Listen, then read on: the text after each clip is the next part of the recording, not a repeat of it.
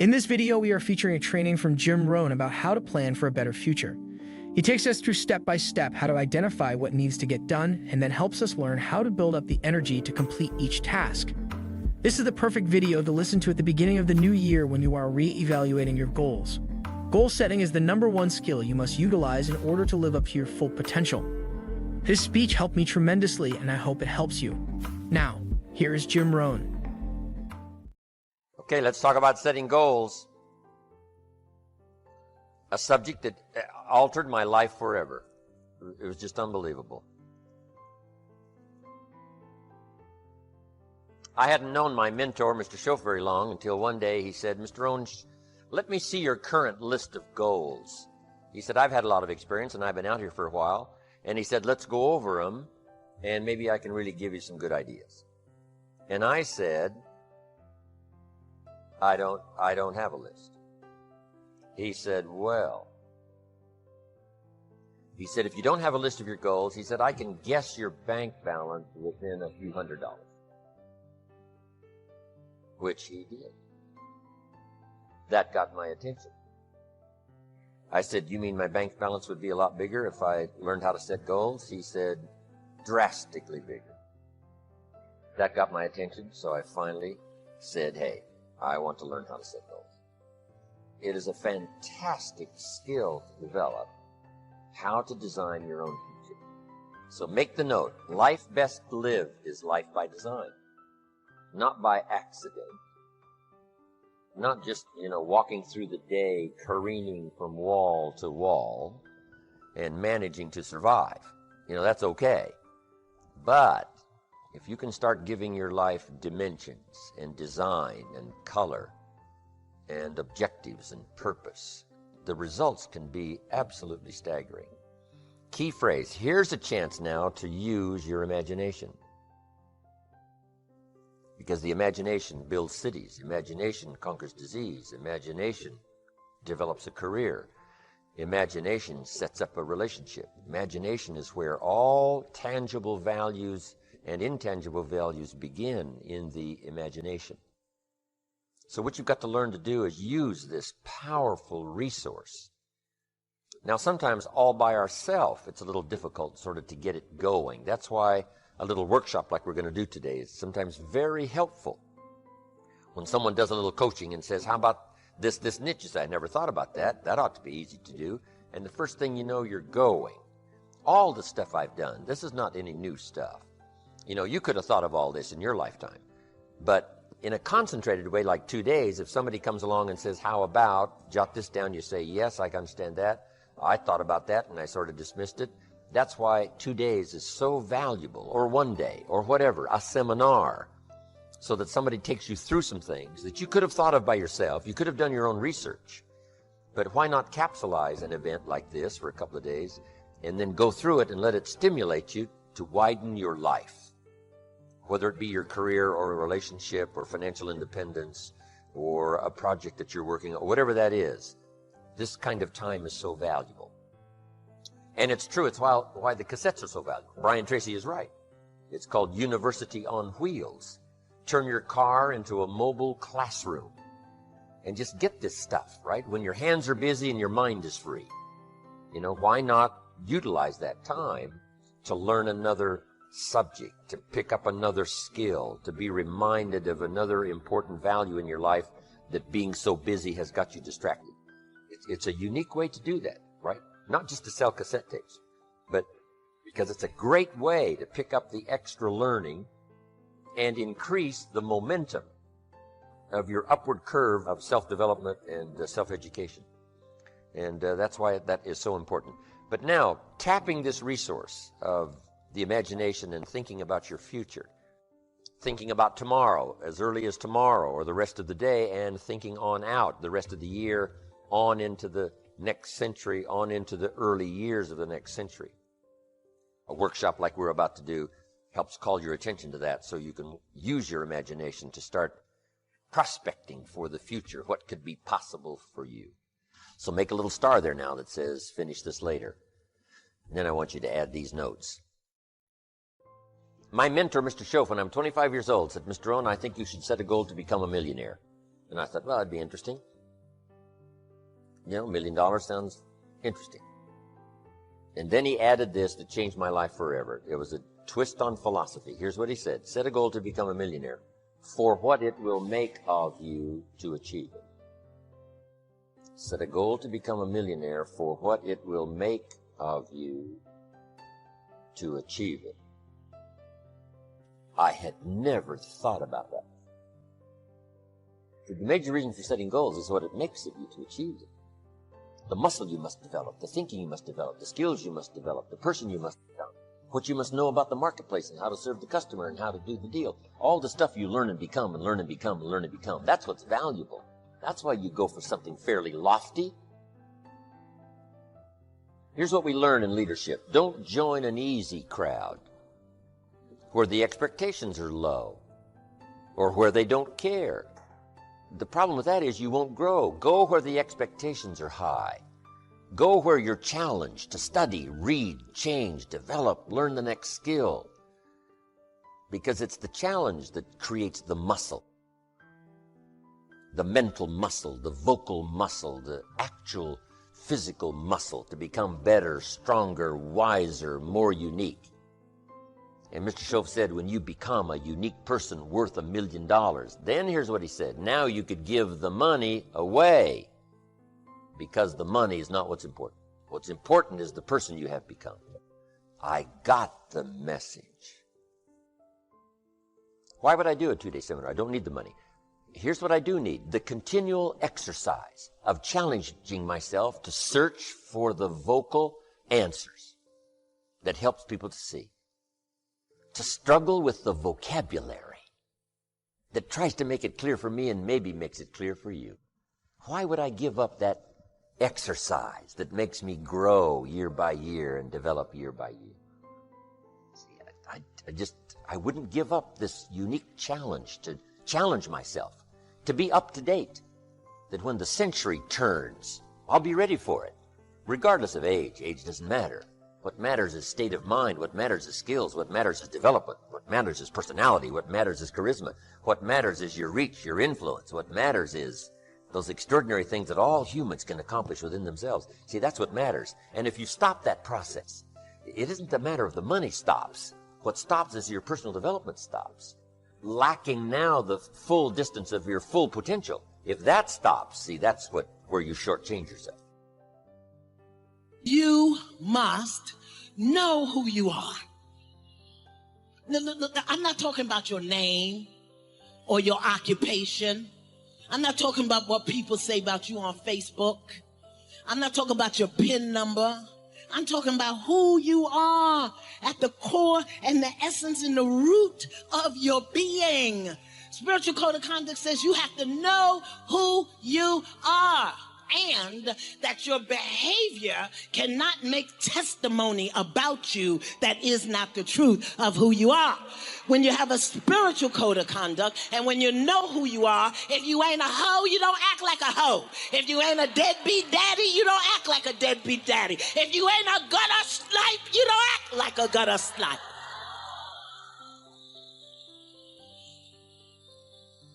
Come on now. You know who you are from the inside to the outside. And your behavior is a demonstration of what you believe to be true about you. Spiritual code of conduct says know who you are when somebody calls you out your name in your face. So I started talking to other people, and I would ask them what they were doing. And I said, but is that your passion? And they would say, no. I said, then what's your real passion? And they would tell me what their real passion was. Then I said, well, then why aren't you doing what you really want to do? Oh, I can do it, but. And they would continue on. So this word, but just kept on coming up. And then it also has some friends like woulda and coulda and shoulda. And one day, I'm going to have my own business. Those people who talk about one day I'm gonna. Some of y'all know some of those one day I'm gonna people. Raise your hand. Some of you get up in the morning and look in the mirror at that person. I just tease, all right?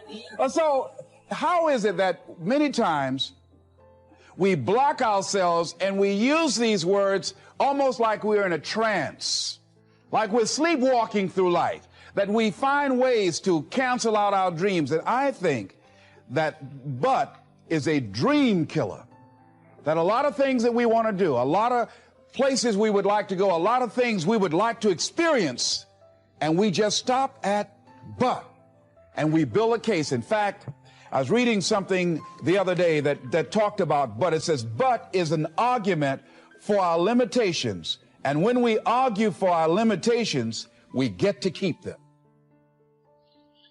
See, but will cause you to procrastinate, but will cause you to hide out behind fear, but will cause you to come up with all type of excuses that you can validate your inaction and not acting on your dream. And right now, more than ever, people need to look for ways to live their dream. People need to look for ways to make it on their own. There is no such thing as job security. There's no such thing as a storm-proof or tragic-proof life. There are no guarantees today, ladies and gentlemen. The illusion is gone. There was a time when we graduated from high school, you were told, go to college and get out, and you go and work for a corporation for 30 or 40 years, give your gold watch, and you'll retire. Special announcement, that day is gone. That day is gone, never to return again. So instead of people living in fear, feeling stressed out, feeling powerless, feeling like victims, I think it should be a time that we need to begin to look at ways that we can become an active force in our own lives. Look at ways when we can decide to take charge of our own destiny. Look at ways when we can decide to design a life of substance and begin to truly live our dreams. And it's time for people to decide, I'm ready to get on with my life. Shake somebody's hand on your right and left. A guy named Bob May say this, don't let nobody turn you around. Do that right quick.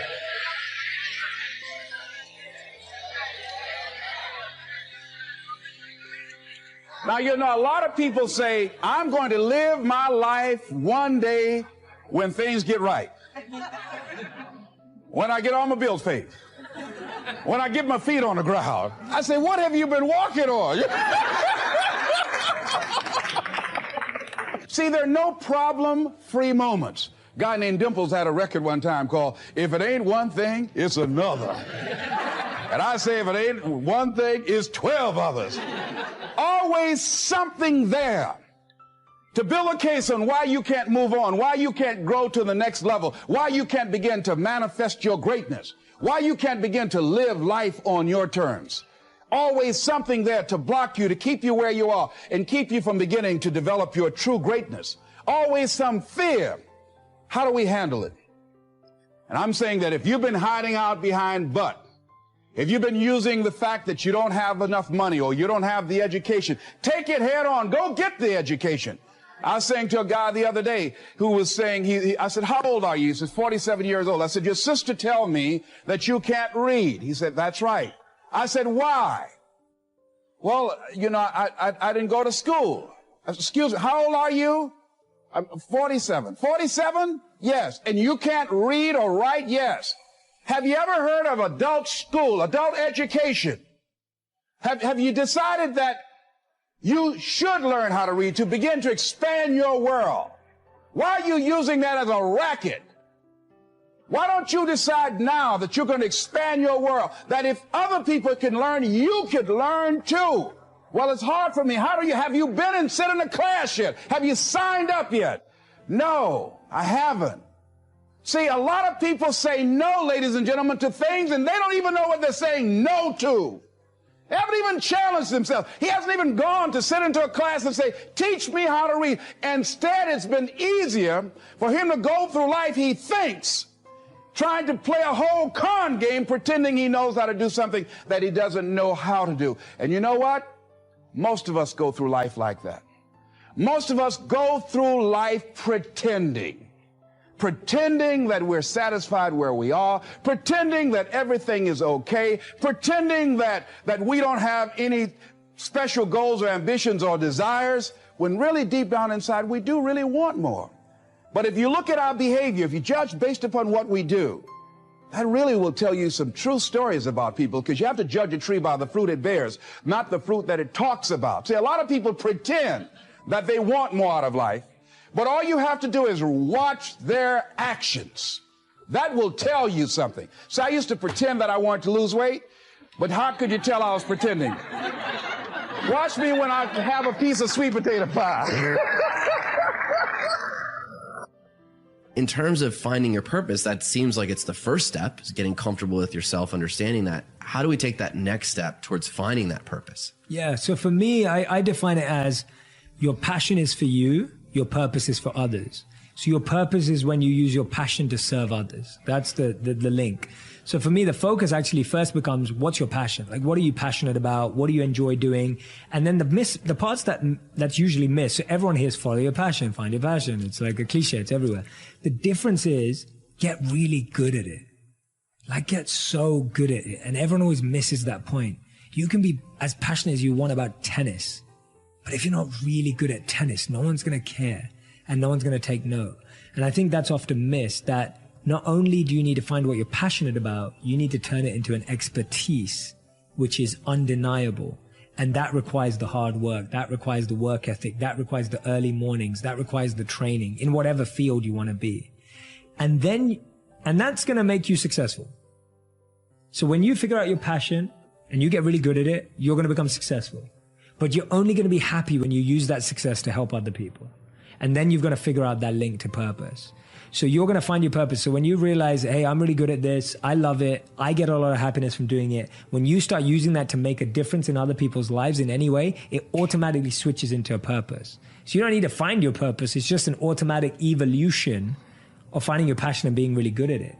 And that's where we're messing up, that we haven't found something we love, and we haven't found something that we love that we've got really good at. So what we usually do with our lives is we do things that we're not good at and don't love, right? Or we do things that we're good at but don't love. And we need to switch into the spaces of things that we love but are not good at and get really good at them, and start finding out things that you are good at and you do love.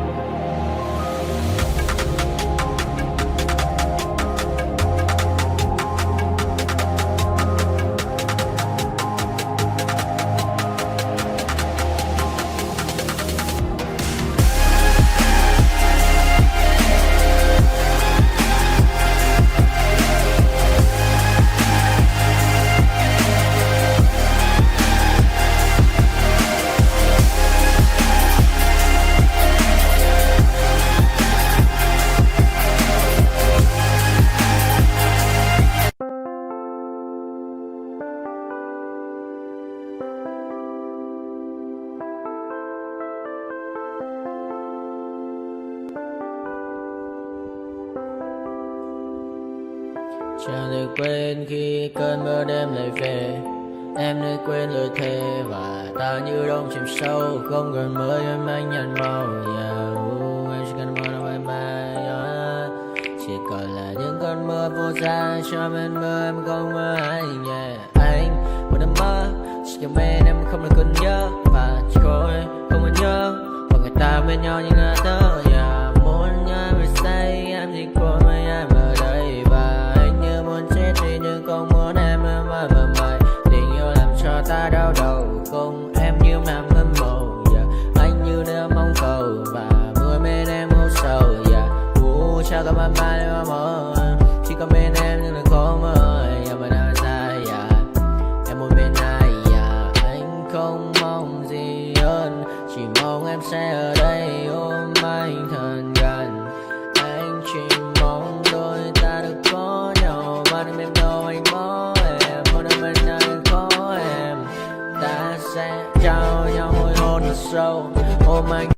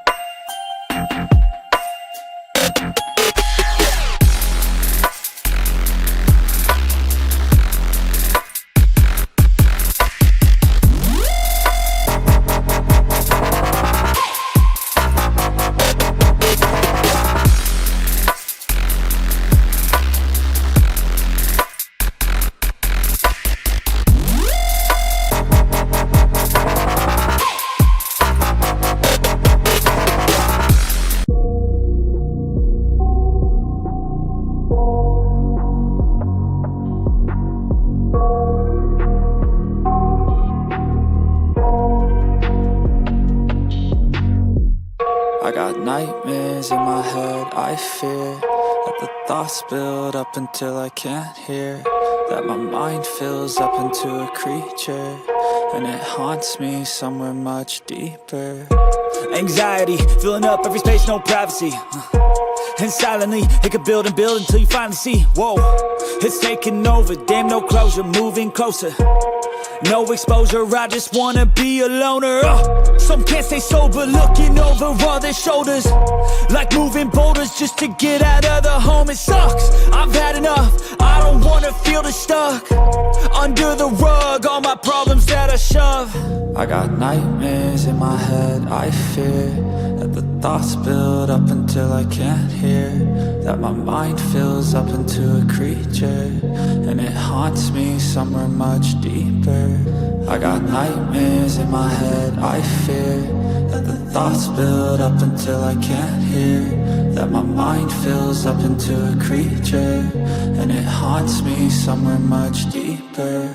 I've been feeling weird, I can't seem to focus good enough. Nothing's really clear, sometimes it could be a little tough. I just need to feel like the end's in sight for me, but let's be really real, anxiety can foggy all this stuff. I've been feeling weird, I can't seem to focus good enough. Nothing's really clear, sometimes it could be a little tough. I just need to feel like the end's in sight for me, but let's be really real, anxiety can foggy all this stuff. It sucks when you finally feel like giving up. Oh God, no luck, everything feels like you're sticky stuck. I'm lost, handcuffed to the bed where I sleep, don't give a fuck. Can't stop, unplug, feeling over